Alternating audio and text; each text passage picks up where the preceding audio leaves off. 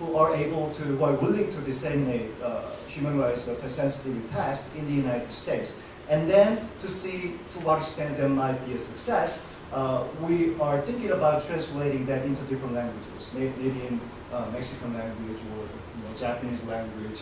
So our goal is to disseminate the test as widely as possible, to use that as a way to make use of human rights survey and to promote human rights.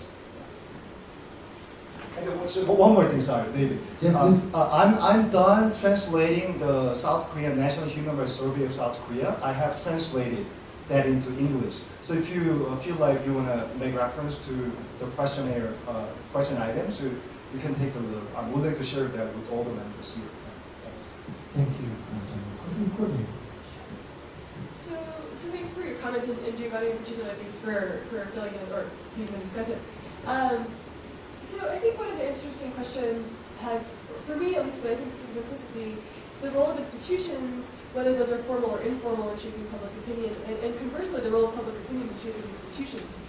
Right, so if I were to sort of identify my pie-in-the-sky sequence of events, right, how I could translate our work into policy change, I mean, our target audience is actually probably going to be, advisors to policymakers. Because I want them to tell their policymaker, like, shape up or don't get reelected. Right, that's sort of the ways in which I see this. And so one of the mitigating factors would be the institutional reforms that Monica mentioned. So if institutional reforms are the key to actually improving human rights, but they're not closely linked to human rights perceptions or the ways that individuals believe that human rights are perceived, then it seems to me that policymakers are perhaps the interlocutor between informal or formal institutions and public opinion. Now, that's pie in the sky, right? That's not at all related to reality. But that's I think Jim wanted to go. I'm very conscious that we're all tired, I'm very tired, and I'm ready to go back to the hotel and lie down. But I have something very important to say. If you translated your survey, our survey is translated in English. I hope that all of us find a way to put all those surveys in one place. As soon as our book is in the works, we're going to be putting up all our data and the questionnaire and the code book on our websites, and I think somebody should pay for a website, a central website that puts all this stuff there. I recently received a call from somebody in Israel, the chair of the sociology department in Tel Aviv, said, I'd like to do a survey in Israel. What's the state of the art in surveys? And I said, well, actually, there's none available, but there's the one in Korea, and I don't think it's translated yet, and then there's ours, and I will give it to you shortly. So I think we need to do that. That's a first step. And that's the first step in getting to Giovanni's question, is how do we actually make any of this useful? That was Ted's questions too. Like, how do we build institutions that use knowledge in useful ways? Part of that can be done through conscious design.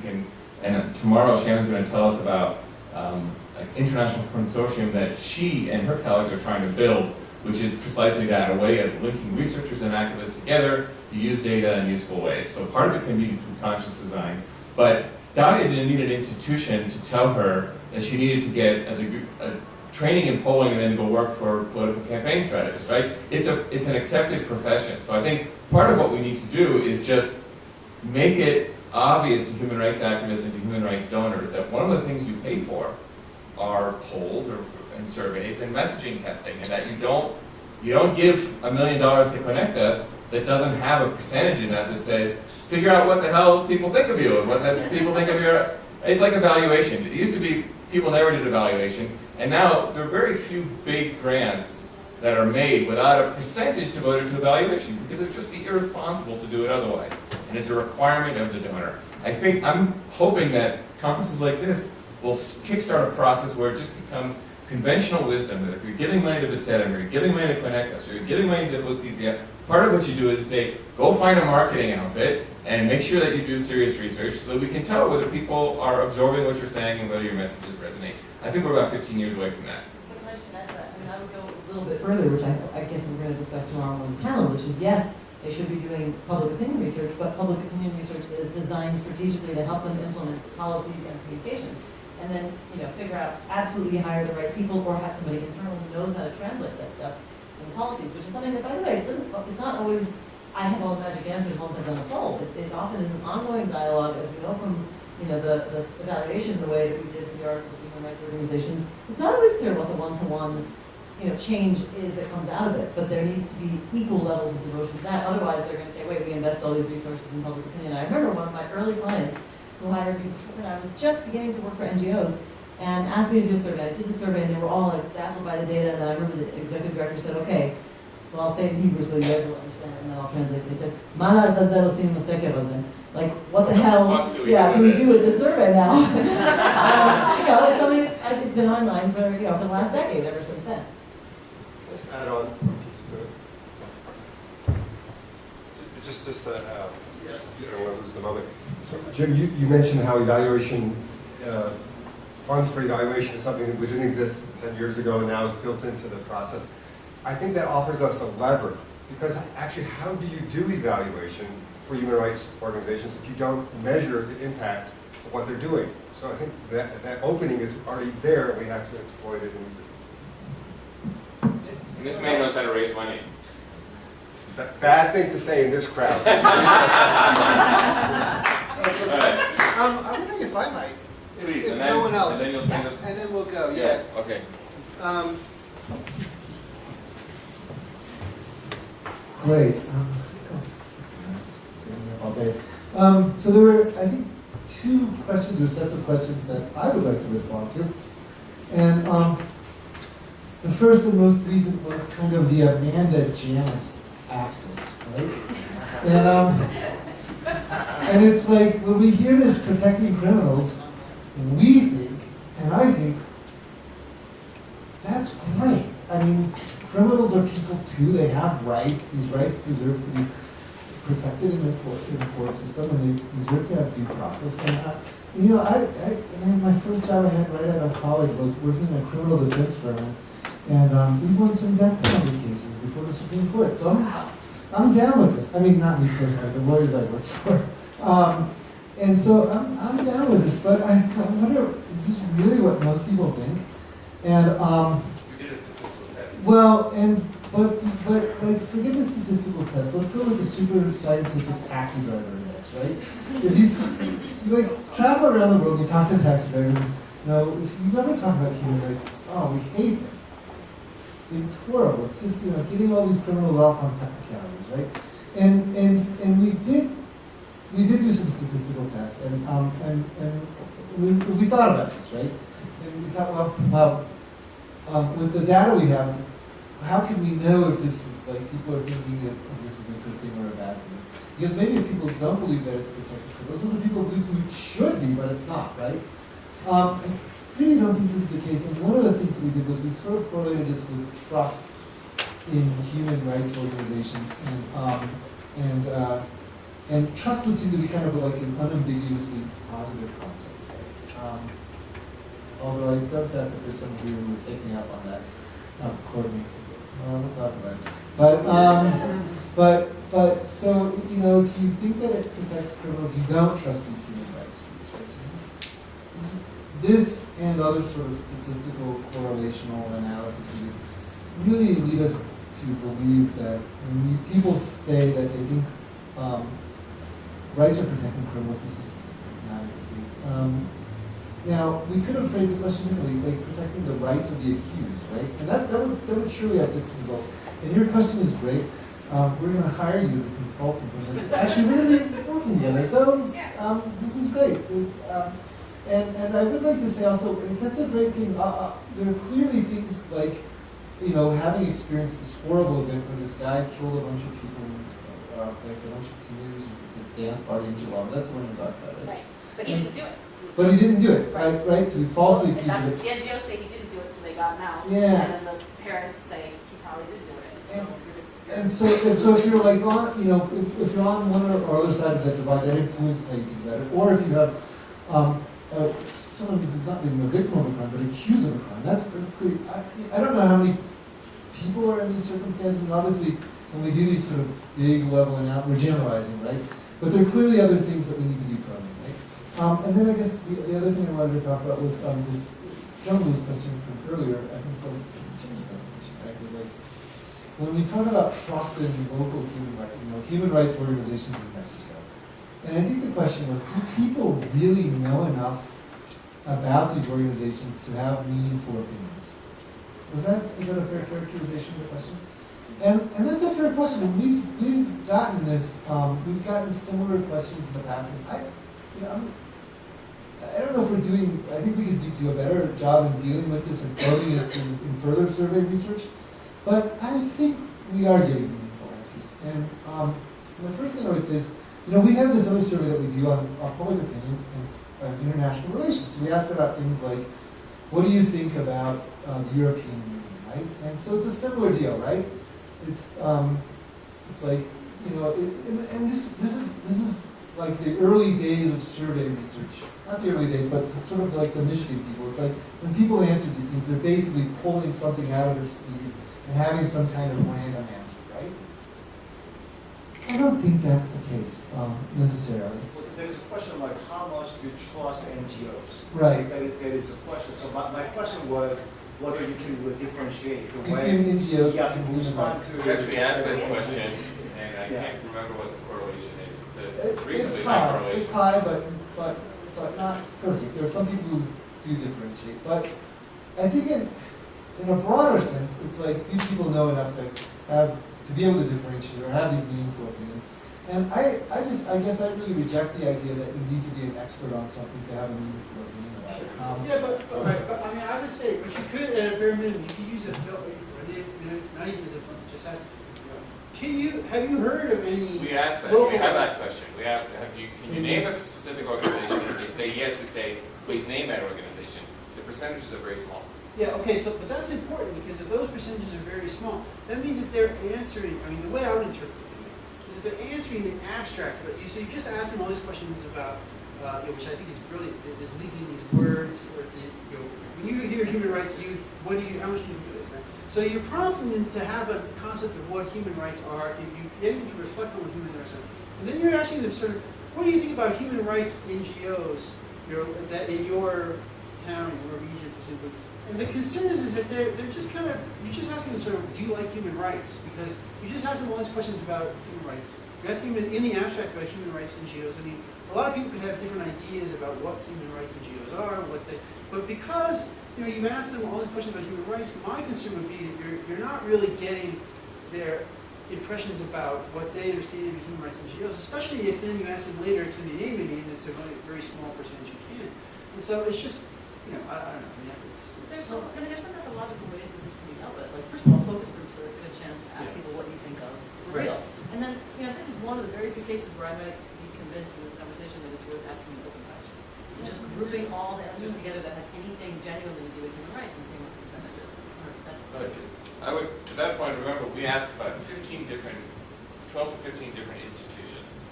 Do you trust the president? How much do you trust the army, the police?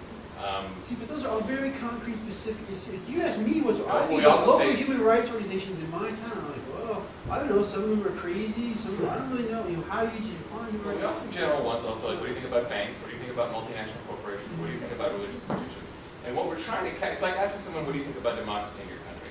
It's a general question. What we're trying to capture is the general vector, the gut instinct that you have when you respond. And I know that gut instinct in Israel, for example, is very strong. If you say, what do you think about human rights organizations? Everybody has a gut instinct to that. Whether or not they know the name of any specific organization, it's the same is true in India. They have a gut instinct they associate it with either left-wingers or they associate it with the environment. We're trying to tap into that. What is that gut instinct? Whether it's like asking, what do you think about the president? Do you actually know anything about the president's policies? 9 times out of 10 people don't know the specific policies. But they have a gut response to the president. I like Obama, I don't like Obama. If you were to ask them, what specifically do you not like Obama? I mean, that would look ugly, right? Yeah. But what we're trying to get is, what is that gut reaction?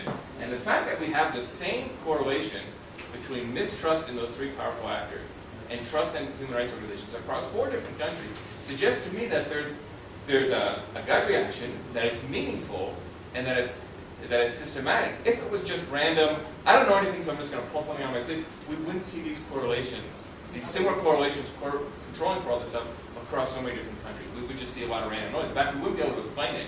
But we actually can do a fairly good job of explaining it, and those explanations are reasonably consistent. So that, to me, gives me a sense of, there's something there. I think another thing way to think about this, though, in ways of getting at what you're saying, Ken, and what you're saying, Jim, is sort of segmenting by education and knowledge, right? And so, do educated people who presumably have a greater basis on which to make these judgments, do their judgments differ vastly from lesser educated people?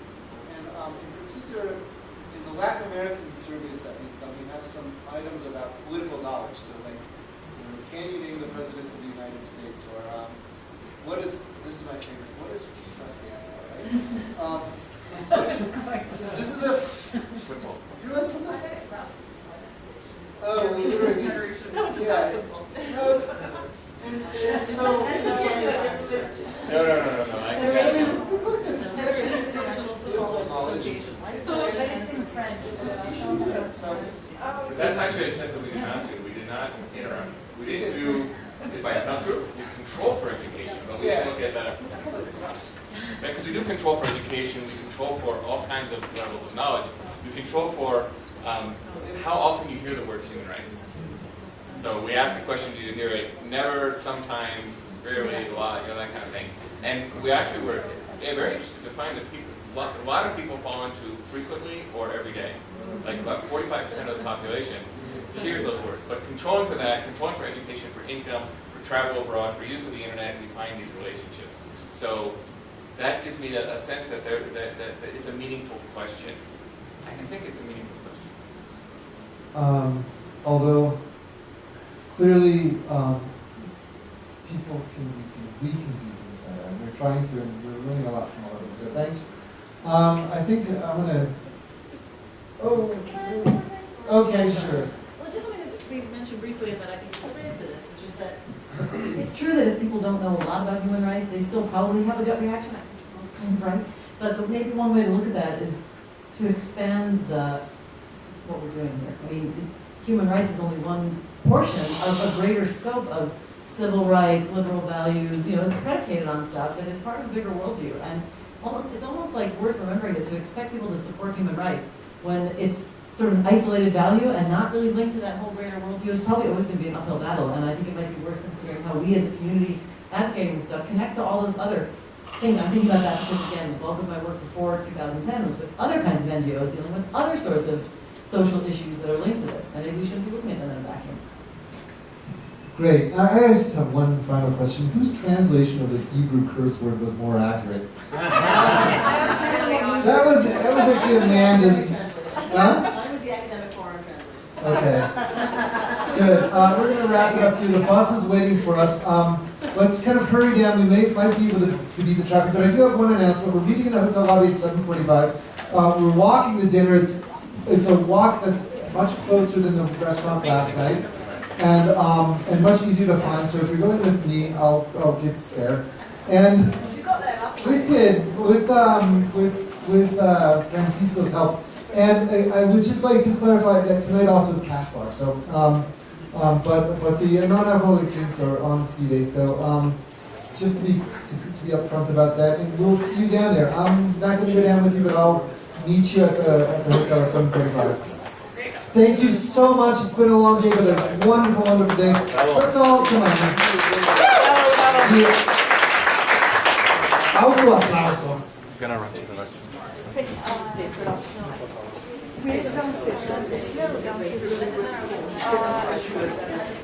No, just here. Just yes.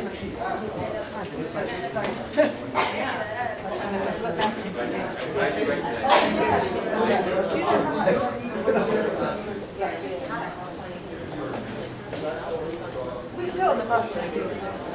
I had to be here.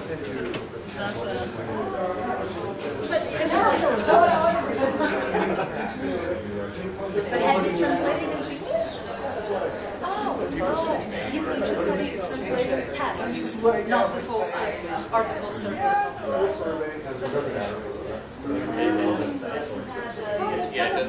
thought it was just a serving of us. I want to do it. Let me see where I will Generality. So we We do. There's a relationship. We do. We test for the relationship between how much you trust human rights organizations and your views about what human rights are. And they're what I put up there. That is, if you think it's about motives, It's like very...